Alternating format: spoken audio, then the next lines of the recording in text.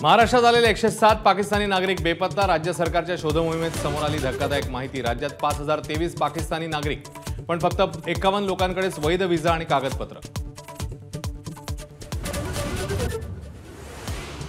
पहलगाम हल्ल्यामधल्या 5 संशयित दहशतवाद्यांच्या घरांवर केंद्र सरकारचा बुलडोजर। 5 जणांच्या लष्करी तोयबाच्या कारवायांमध्ये सहभाग।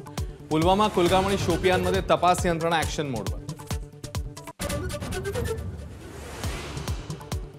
पहलगाम हल्ल्यानंतर काश्मीरमध्ये कसून शोध मोहीम। भारतीय लष्कर दहशतवाद्यांच्या मागावर। NIA सह तपास यंत्रणांकडून पहलगाम, शोपिया भागातले शेकडो संशयित ताब्यात। पहलगाम हल्ल्यानंतर लष्कराकडून काश्मीरच्या सुरक्षेसंदर्भात ऑडिट रिपोर्ट केंद्राकडे। पर्यटन स्थळांवर हेलिकॉप्टरद्वारे ठेवणार नजर आणि टेहळणीसाठी एकात्मिक नेटवर्क बनवण्याची शिफारस।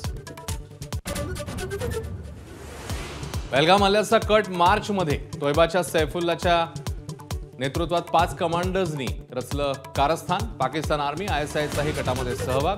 भारताकडे पुरावे। पाकिस्तानच्या ISIकडून जम्मू काश्मीरमध्ये आणखी हल्ले होणार असल्याची गुप्तचर संस्थांची माहिती। भारतीय रेल्वे काश्मीरी पंडित निशाण्यावर। जम्मू काश्मीरच्या उत्तर, मध्य आणि दक्षिण भागासाठी अलर्ट जारी।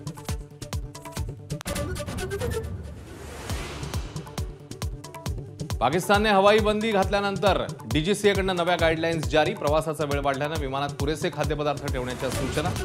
आठवड्याला 800 पेक्षा अधिक विमानं जात होती पाकिस्तानच्या हद्दीतून। मुख्यमंत्री देवेंद्र फडणवीसांकडून पुण्यातील कौस्तुभ गणबोटे आणि संतोष जगदाळे यांच्या कुटुंबियांचं सांत्वन। सरकार दोन्ही कुटुंबियांसोबत असल्याचं मुख्यमंत्र्यांचं आश्वासन।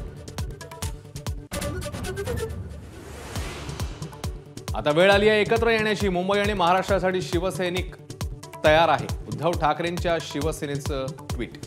राज उद्धव यांच्या साध प्रतिसादानंतर एकत्र येण्याची चर्चा जिवंत ठेवण्याचा प्रयत्न।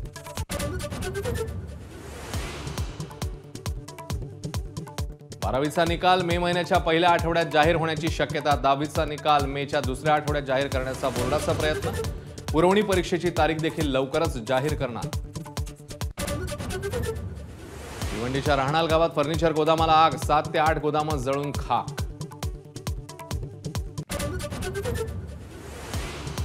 पश्चिम रेल्वेवर आज दुपारी 1 ते उद्या रात्री 12 पर्यंत मेगा ब्लॉक। 35 तासांच्या मेगा ब्लॉकमुळे लोकलच्या 163 फेऱ्या रद्द। मध्य रेल्वेवरही उद्या सकाळी 8 ते दुपारी 12:30 पर्यंत मेगा ब्लॉक। मुंबईतील एल्फिन्स्टन पूल पाडकाम आणखी 2 दिवस लांबणीवर। नागरिकांच्या तीव्र विरोधानंतर MMRDA कडून बैठक होणार। तोडगा निघाल्यावरच पुलाचं काम सुरू होणार।